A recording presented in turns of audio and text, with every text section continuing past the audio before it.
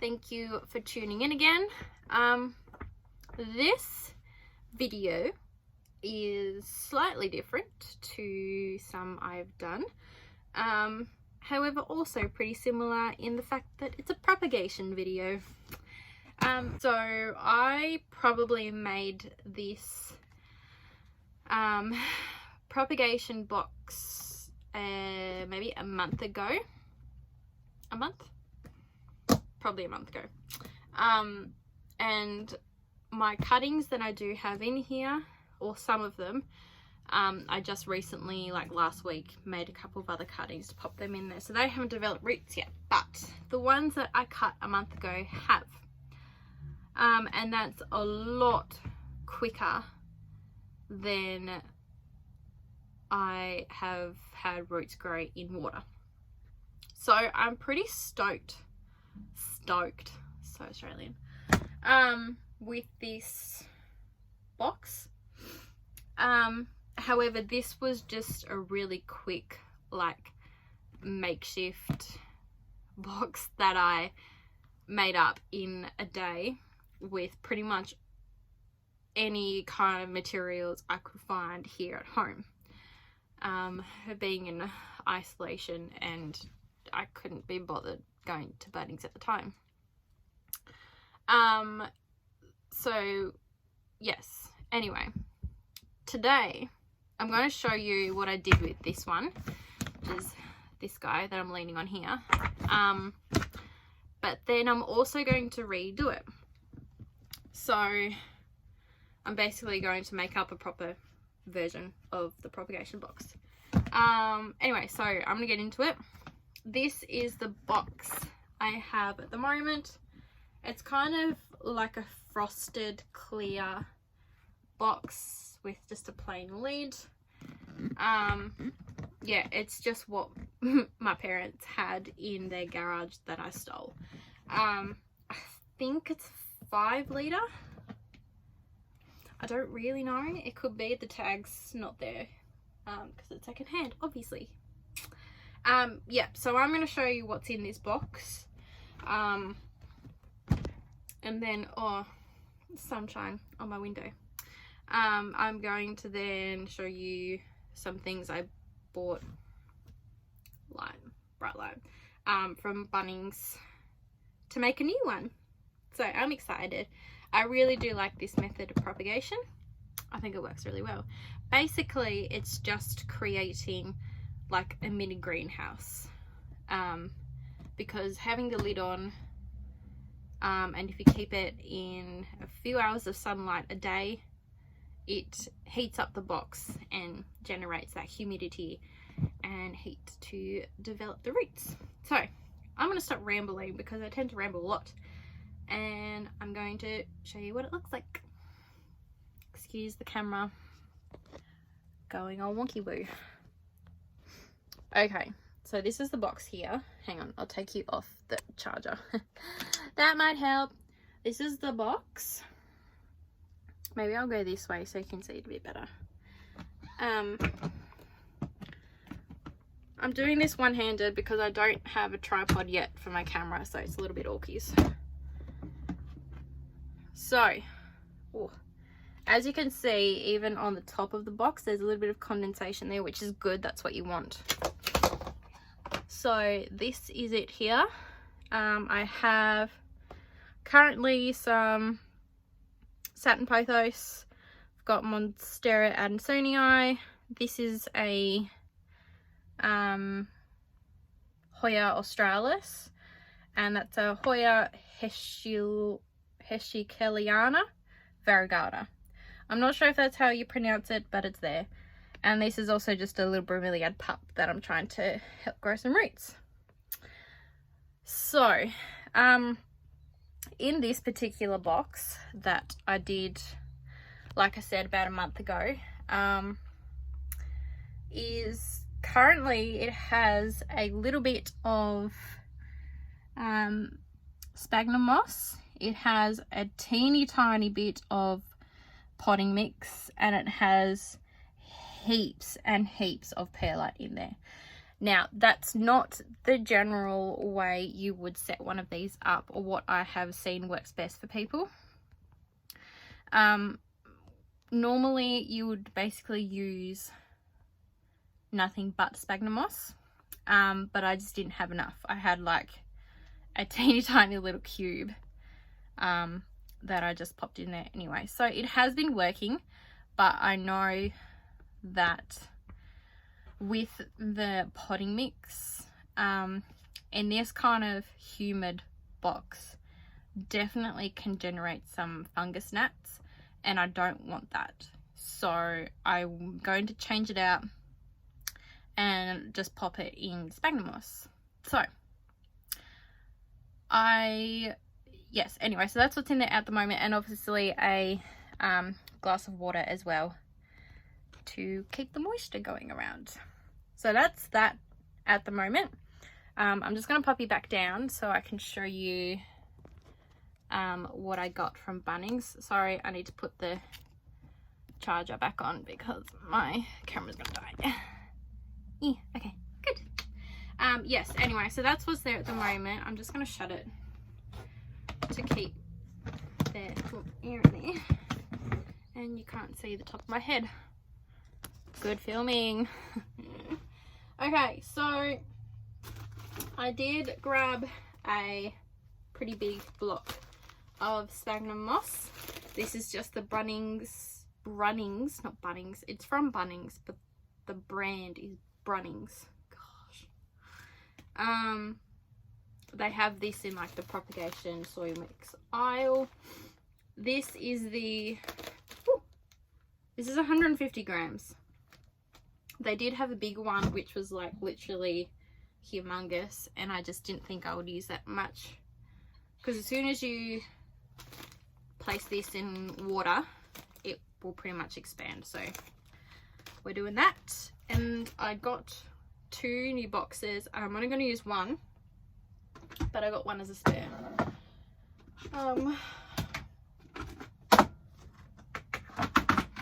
Great organization, Rob.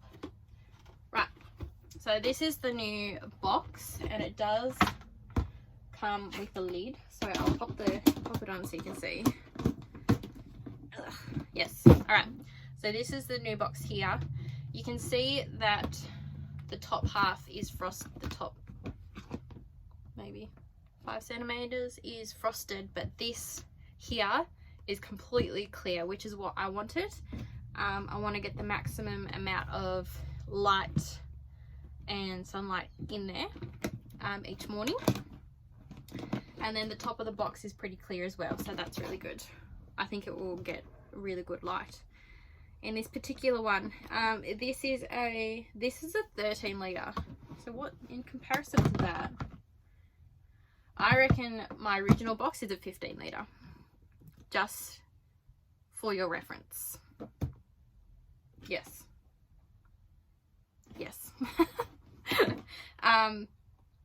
Yeah, and this one's actually really good because it has a handle, so I can just pick it up and move it easier. Not that I really do that anyway. The other thing I liked about it is that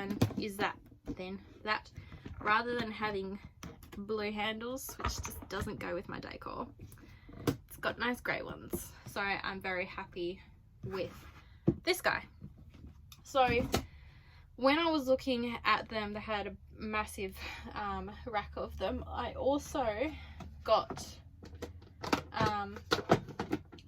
just a cute little 4 litre. I thought rather than having 2 big boxes, I wouldn't call that big, but big-ish boxes, if I ever have not enough room in the big one, I would then pop some in this little one. So it's just a nice little small 4 litre in case I can't fit lots of cuttings at once in the other one. So that's that. I'm not going to use that today though, because I don't have enough cuttings yet. Okay. So I will show you more of an aerial view when I'm actually putting the cuttings in, but for now we kind of need to get the sphagnum more sorted. So I'm just going to cut it open in, I don't know which way to do that, probably from this end. Am I doing that right? I don't know. I don't have an opening for me, people. I just had like a really weird feeling that I didn't press the red button to start filming, but I did. Nobody panic. I probably am. Right. Oh, this stuff is messy, so when you're taking it out of the packet, make sure you do it inside your box because it goes everywhere. Oh. So just break. I'm not going to use this whole block, I don't reckon. I'm just going to break some bits out. Woo! Do you see that all falling in there? Yes. Alright. I don't know how much I want to use. I might do a little bit more.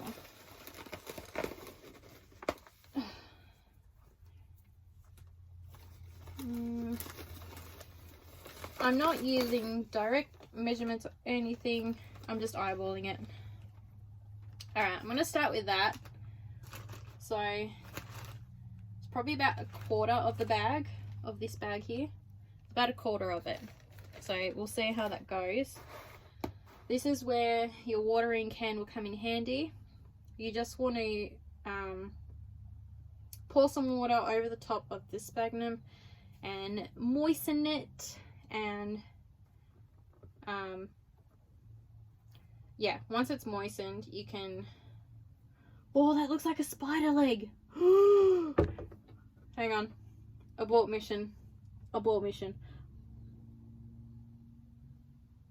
Oh my god, that's so creepy. Okay, it's not. But can anyone, like, surely that looks like a spider leg to you guys? Ugh. Freak out moment is over.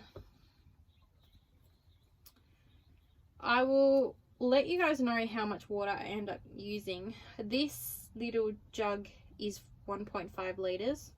I don't think we're going to need that much to moisten the sphagnum, but we'll see. Okay, it's not too bad, I must say. Just breaking up some of the long bits.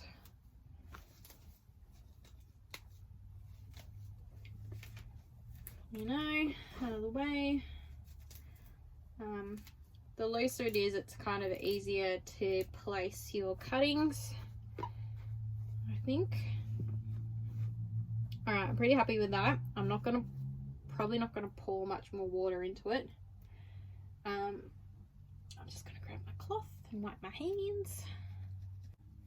So with your spray bottle, rather than pouring more water in, I'm actually just gonna mist some of the dry spots. That way I don't overwater the sphagnum.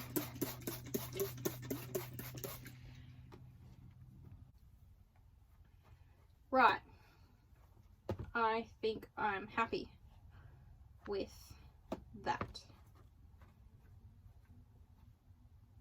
You kind of also want to make sure that there are no gaps. So if there are some gaps, I would definitely fill them, because it just means that there's more heat retained if there aren't many gaps, if that makes sense. Again, I'm no professional. I've only been doing this for about probably 2 years now, so I'm definitely not a professional, but I do think I have a little bit of experience with this kind of stuff. Obviously, this is a new experiment for me, doing like this kind of propagation method, but yeah, anyway, we'll see. So that's that. I have my cuttings in the box down here, so I'm just gonna take them out and start placing them back in, and I'll show you the progress of the roots so far.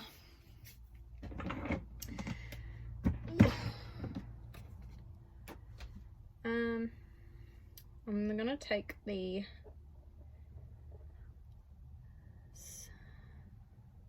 pothos out first.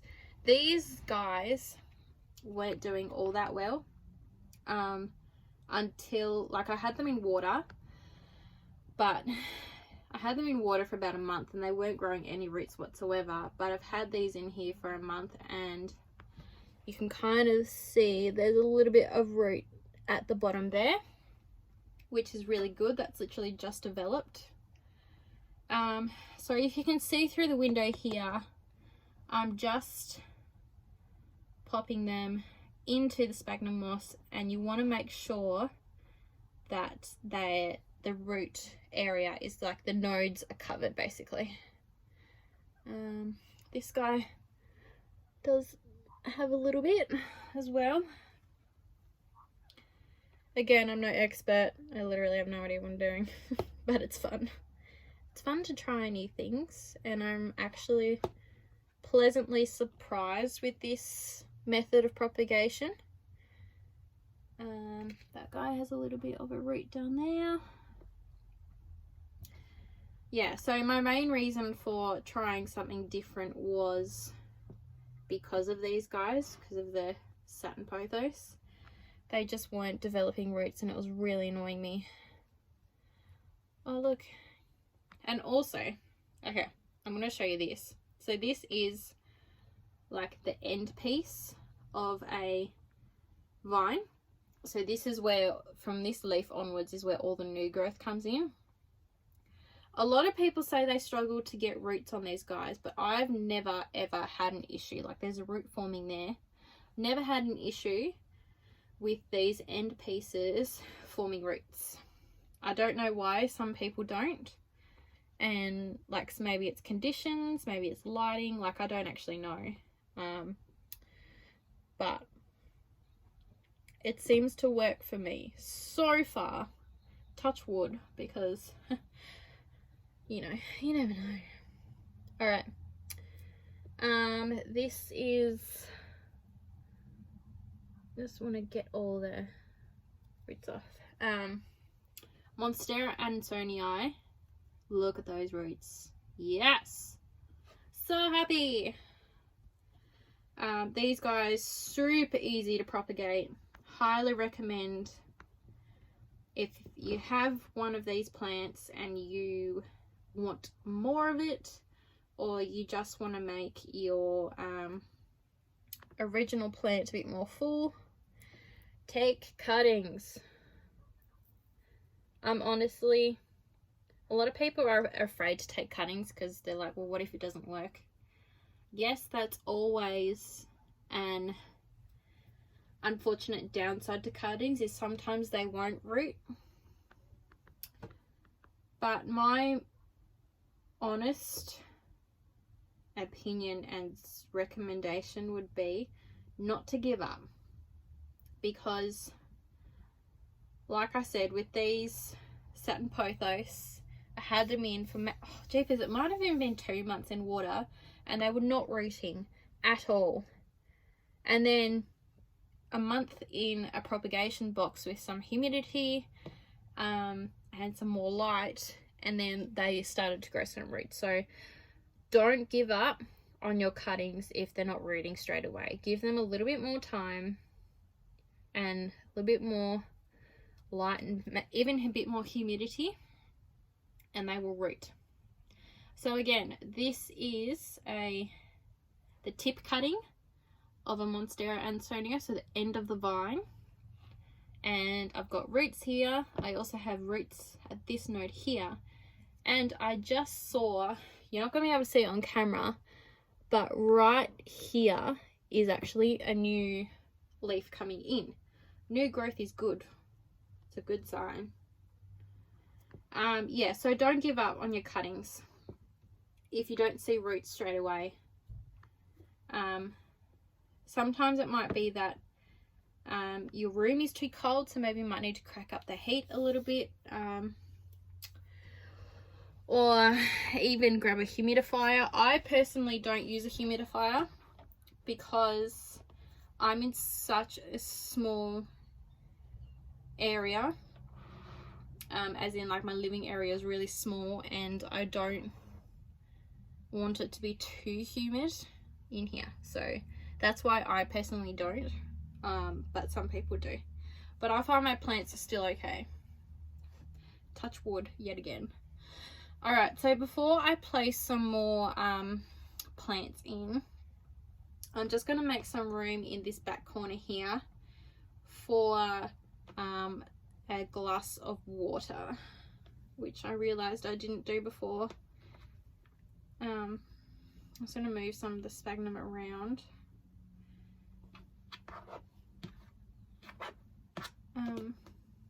Yeah, so the glass of water is really good. I'm just going to literally take this one out and pop it back in to this guy. Oh, I might get rid of the dirt first. Get rid of the dirt, girl. Anyway, yeah, so that's just going to pop in the back corner. And then I'm just going to pop some of the sphagnum around it and around the back so it doesn't move. Oh, ew. I just got the sphagnum in the water, in the glass. Yeah, so I'm going to have to change it. But I'll do that off camera. I can't even bother doing that now. Right up. Okay, that's fine. Anyway. Again, I'll give you an aerial view from the top in a second once I've got all of my cuttings in. So let's go the Australis, which hasn't formed roots yet. But like I said, I literally took the cutting a week ago, so I'm not surprised it doesn't have any roots yet. And same with the, I can't pronounce it, Hoshkalani, I don't know, has something. Yeah, they don't have roots yet because it's literally been a week, and there's no chance they would have roots in a week. And also because I live in Tasmania, it's freezing at night time here, so the box does get a little bit cold. But then as soon as the sun hits the the windows in the morning, I open up my curtains and all the light comes in and hits it, so it's great.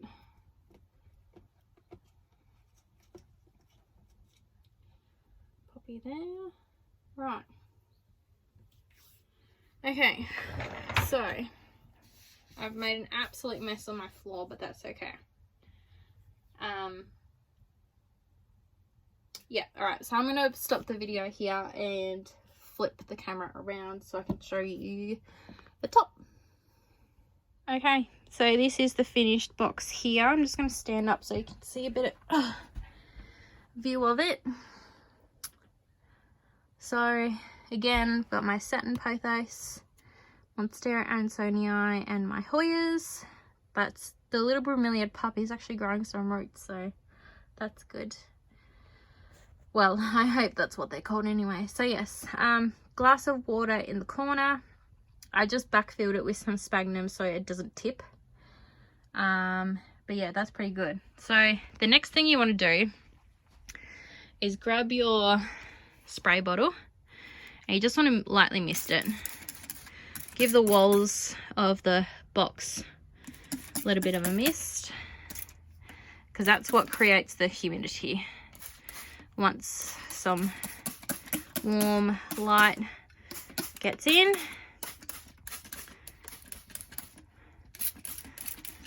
that's pretty much that. So I like to check on my box.